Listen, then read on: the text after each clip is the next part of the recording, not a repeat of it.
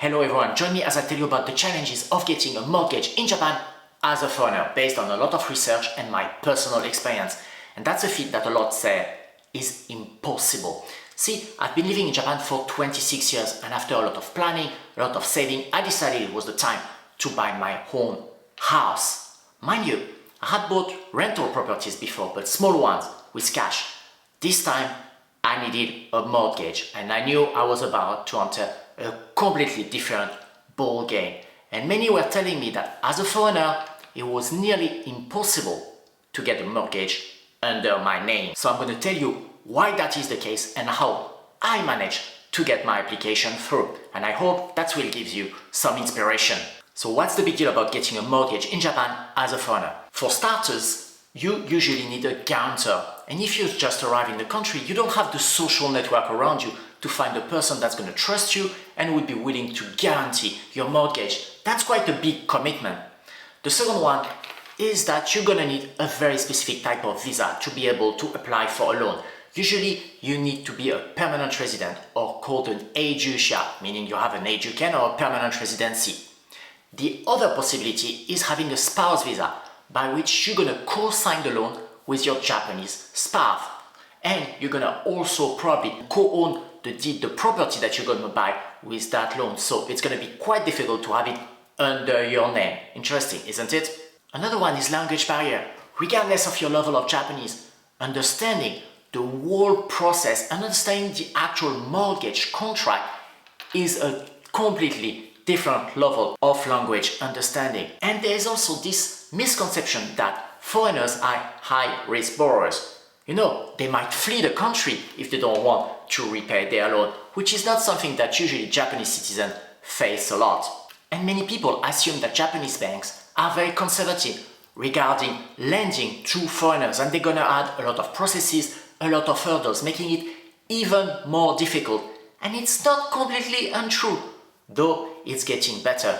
And of course, you have to start by finding a bank that already has the structure to welcome foreign clients or foreigners as a client, and also welcoming them and having the possibility of applying for a mortgage. So they have to have all this structure in place and this program in place as well. So you can see there are a lot of challenges from the get-go to be able to just go through the door and ask for a mortgage. But it's not impossible, as you're gonna see in a second when I'm going to tell you about my experience. But first, if you've made it so far and you found something interesting, please do not hesitate to give this video a like, because that's going to help us a lot spread this video and this information to as many people as possible. Thank you very much. So now, how did I get my own mortgage?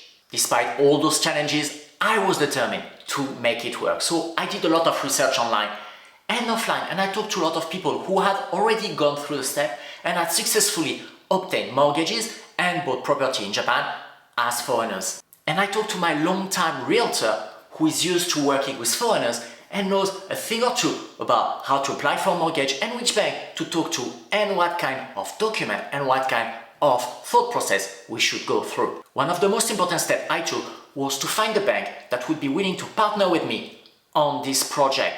And if you remember, we had this video recently about all the banks that are welcoming to foreigners, and I think that's a very, very good first step to start your journey. What I did as well is continue asking around me, and one of my acquaintances actually just had a mortgage approved to buy a piece of land and build his dream house in Japan. So I asked him for an introduction. That's what he did. He introduced me to the loan officer in the bank, and this bank is the Prestia Bank. I've talked about this bank on this channel before. And I started talking with this loan officer, met her in the branch office in Ginza, if you know, it's in downtown Tokyo. And I explained my project, I talked about my career, how much income I had, and she explained to me what the process would be. Mind you, at the time, I didn't have any property in mind. That was really the introduction. But what I did for sure is provide a couple of documents so she knew who I was. I opened a bank account, and we kept in touch. 8 months later, I was closing on a few properties that looked really, really interesting. So I called back the loan officer and told her exactly what I was looking for, and I asked her to give me about a ballpark figure of how much I could borrow and what the interest rate range could be. She gave me all this information and asked me to give her in advance, again, updated documents about my income, my tax filing, so she could prepare the document in case I would find something. And a few weeks later, we found it. This was the perfect location, the perfect size, the perfect layout, the perfect price in our budget, and we immediately connected with the current owners.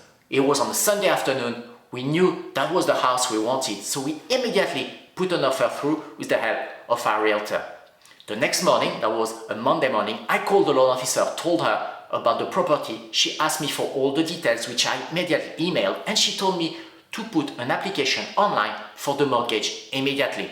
And then I got my first big challenge. See, I can read and write Japanese, but this application was on another level. It was asking me to input a lot of information, sometimes in double byte, sometimes in single byte, in Japanese or in Latin alphabet. And if you know the issues with double byte and single byte in Japan, you know how frustrating that could be. I was literally stuck. So I immediately called back the bank and I told them I couldn't go through.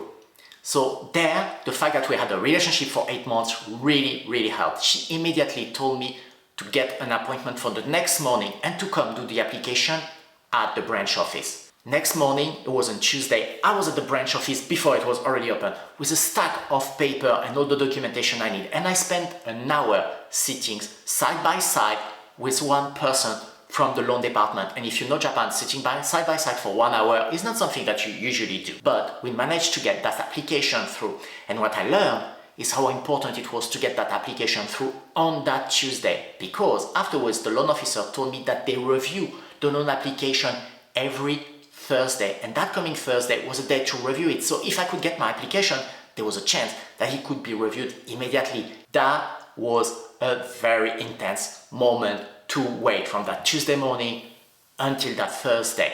And then on Thursday morning, I got the phone call from the loan officer.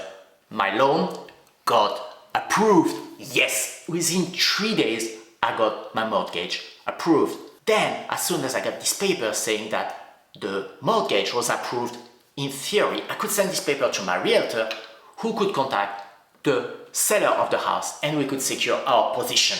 And a couple months later, I got the keys of the house.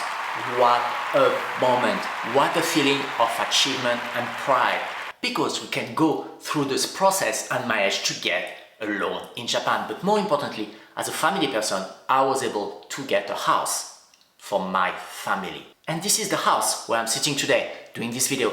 If you want to know a little bit more about the house or the finance, I made a video almost a year ago about it and you can see it here.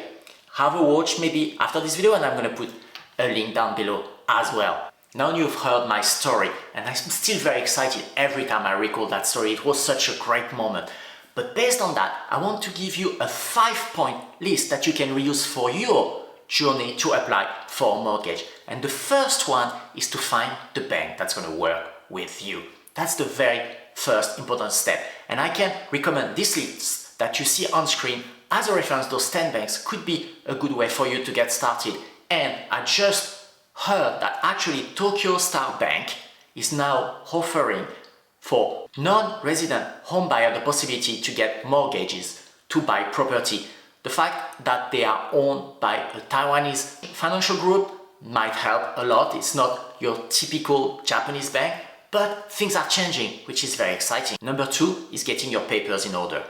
Do this early because you don't want to be scrambling when the time has come to put in your application for your mortgage. We're talking about a lot of very simple things. Proof of employment, proof of your visa status, your tax filing, and your proof of income. Usually that's what you're gonna need, maybe more depending on the bank, but that's the basic.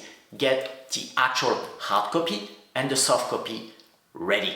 Number 3 is knowing the timelines of the bank to accept your application and come back with a decision.